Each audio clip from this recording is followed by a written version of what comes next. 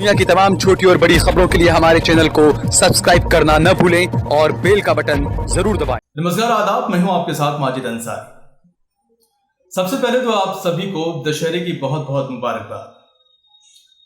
दोस्तों, दशहरा है, बाजार सजे हुए हैं, दुर्गा पंडाल लगा हुआ है, लेकिन बाजारों में वो रौनक नहीं है। जो दुकानें हैं वो सुनसान पड़ी हुई हैं, खरीदार नहीं है। उसकी वजह है महंगाई। जी हाँ, महंगाई ने लोगों की कमर तोड़ दी है। लोगों की जेब में पैसे नहीं है तो खर्च कहां से करेंगे। जाहिर सी बात है, महंगाई दिन ब दिन बढ़ती जा रही है हमारे भारत में, लेकिन ये कोई बड़ा मुद्दा नहीं है हमारी मेन स्ट्रीम मीडिया के। बड़ा मुद्दा है वीर सावरकर, बड़ा मुद्दा है कुछ और फिर कुछ दिन बाद कुछ और मुद्दे सामने आएंगे। लेकिन जो असल चिंता की बात है, बेरोजगारी है, महंगाई है। लेकिन आप देखिए कि मेन स्ट्रीम मीडिया किस तरह से अपना रोल अदा कर रही है। इसने पाकिस्तान की महंगाई पर चिंता जाहिर की है, बाकायदा एक लेख लिखा है।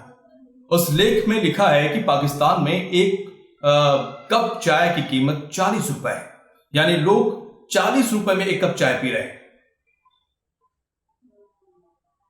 बेहद अफसोस की बात कि हमारे देश की मीडिया को पाकिस्तान की महंगाई की बड़ी चिंता है, लेकिन हमारे देश में महंगाई चरम पर पहुंच गई है, उसकी कोई चिंता नहीं। अब सोचिए कि इसके क्या मायने हैं। पाकिस्तान में चाय की कीमत बढ़ गई, उस पर बाकायदा आपने लेख लिख दिया, और अगर उसकी कीमत लगाई जाए 40 रुपए कप चाय की, आपको मालूम है 1 रुपए भारत का जो है पाकिस्तान का 2 रुपए 26 पैसे के बराबर होता है। यानी भारत का 1 रुपया पाकिस्तान का 2 रुपए 26 पैसा बराबर है। और आपको बता दूं कि कहीं और नहीं, दिल्ली में ही बहुत सारी जगहों पर 20 रुपए में चाय मिल जाएगी, कई कई जगहों पर 25 रुपए में भी चाय मिल रही। उस लिहाज से अगर देखा जाए भारतीय करेंसी के हिसाब से या पाकिस्तानी करेंसी के हिसाब से, तो वही 1 कप चाय की कीमत पाकिस्तान करेंसी में 45 रुपए 2 पैसे के बराबर हुआ। यानी कि हमारे भारत में भी पाकिस्तानी रुपए के हिसाब से 45 रुपए 2 पैसे में 1 कप चाय मिल रही है।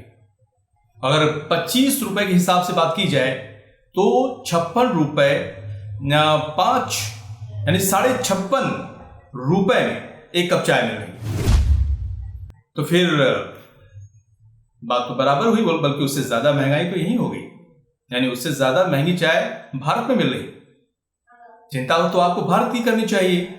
वो जो एक लेख आपने बहुत बड़ा सा लिखा हुआ है, वो आपको भारत के परिप्रेक्ष्य में लिखना चाहिए, ताकि भारत में महंगाई चरम पर है, यहां पर 1 कप चाय की कीमत 56.5 रुपए हो गई है, यानी या फिर कहें 45 रुपए हो गई। तो यहां के लिए न्यूज तो ये होनी चाहिए थी, लेकिन आपको भारत की चिंता नहीं है, पाकिस्तान की चिंता है। फिर अगर आप थोड़ा गौर से सोचेंगे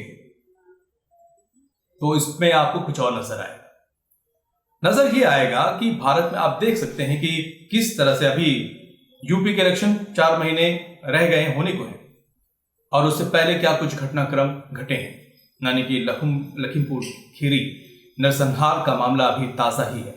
किस तरह से यहां पर योगी और मोदी सरकार की थूथू हुई है, किस तरह से मंत्री के बेटे को बचाने की कोशिश की जा रही है, मंत्री के इस्तीफे की मांग की जा रही है, लेकिन कोई भी सुनवाई नहीं होती दिख रही। किस तरह से आरोपियों को बचाव किया जा रहा है, किस तरह से ऐसे गंभीर मुद्दे को डाइवर्ट करने की कोशिश की जा रही है। जी हाँ, अलग अलग मुद्दे और भी सामने आते रहेंगे। यानी कि जिस तरह से पाकिस्तान की चाय का मुद्दा आपके सामने लाया जा रहा है, फिर इसी तरह अब आजकल वीर सावरकर का बयान देकर चर्चा डिबेट यही की जा रही है कि वीर सावरकर वीर थे या सावरकर थे या वीर थे, आजादी की लड़ाई में उनका क्या योगदान था। तो जिस तरह से योगी और मोदी सरकार के खिलाफ एक माहौल सा बनने लगा है, जिस तरह से चारों तरफ थू-थू होने लगी है, जिस तरह से लखीमपुर खीरी कांड के बाद से योगी सरकार की किरकिरी हुई है, अब इमेज को मेकओवर करने की कोशिश की जा रही है, उनकी छवि खराब ना हो, इसके लिए तमाम हथकंडे अपनाए जा रहे हैं। जी हाँ, आपने देखा होगा कि जिस दिन ये कांड हुआ था, लखीमपुर खीरी वाला कांड, उसी दिन से शाहरुख खान के बेटे के मामले को हाईलाइट किया गया। जी हाँ, लगातार शाहरुख खान के बेटे के ड्रग्स मामले को तमाम जो न्यूज चैनल्स थे उनको दिखाया गया उस पर, और लगातार उस पर ही चर्चा होती रही, ड्रग्स पर चर्चा होती रही। लेकिन अगर ये ज्यादा इतना ही इंपॉर्टेंट था तो आप सोचिए कि इसी गोदी मीडिया को जो 31 करोड़ का ड्रग्स अडानी पोर्ट पर पकड़ा गया था, उसके बारे में चर्चा क्यों नहीं। और अब देखिए, वीर सावरकर का मामला सामने आ चुका है। अब वीर सावरकर को लेकर डिबेट छिड़ गई है। राजनाथ सिंह ने क्या बयान दिया, उसके बाद से सारे जो न्यूज चैनल्स हैं जिनको गोदी मीडिया कहा जा रहा है, वो अब इस पे डिबेट में छिड़ गई है कि वो देशभक्त थे या देशद्रोही थे, वीर थे या सावरकर थे। अब तमाम जो है उनके पहलुओं पर जो है जांच पड़ताल हो रही है, चर्चाएं हो रही है। ये सारी बातें इसलिए हो रही ताकि जो मेन मुद्दा है, जो जनता के सरोकार की बात है, वो जनता की बात सामने ना आए। यानी कि महंगाई जो कमर तोड़ दी है जनता की, डीजल पेट्रोल गैस के दाम बेतहाशा बढ़ चुके हैं, लोगों की पहुंच से दूर होता जा रहा है, उसकी आवाज कोई ना उठाए। अब सोचिए ना कि जो देश की मीडिया है वो पाकिस्तान की महंगाई का मुद्दा उठा रही है। भाई पाकिस्तान की महंगाई से क्या लेना देना। तो तमाम हथकंडे अपनाए जा रहे हैं जिससे कि योगी और मोदी सरकार की जो छवि है वो खराब ना हो, क्योंकि इलेक्शन आप जानते हैं कि बेहद नजदीक है। 5 राज्यों में चुनाव होने हैं और उत्तर प्रदेश का चुनाव बेहद ही अहम है। जी हाँ, देश का सबसे बड़ा राज्य है उत्तर प्रदेश, जहां पर बीजेपी की सरकार है। और आप जानते ही कि यूपी में लखीमपुर खीरी कांड हो चुका है, उसके बाद से माहौल एक योगी सरकार के खिलाफ बन चुका है, और जिसको एक तरह से कह लीजिए कि बैलेंस करने की कोशिश की जा रही है और छवि को सुधारने की कोशिश की जा रही है। और इसके लिए ये जनता के ध्यान को भटकाया जा रहा है, यानी कि महंगाई की बात ना की जाए और जो बेरोजगारी की बात ना की जाए, लखीमपुर खीरी कांड की बात ना की जाए।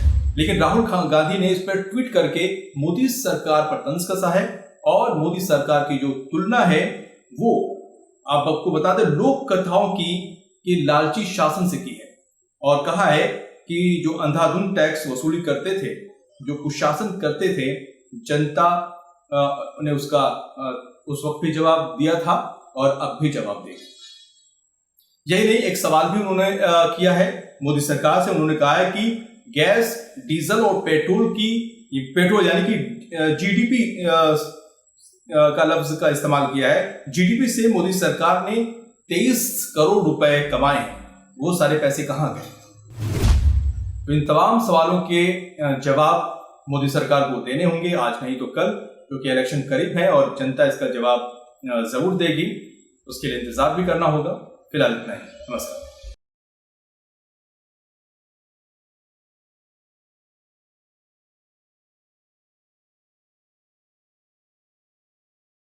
आप देख रहे हैं देश लाइव, देश की आवाज।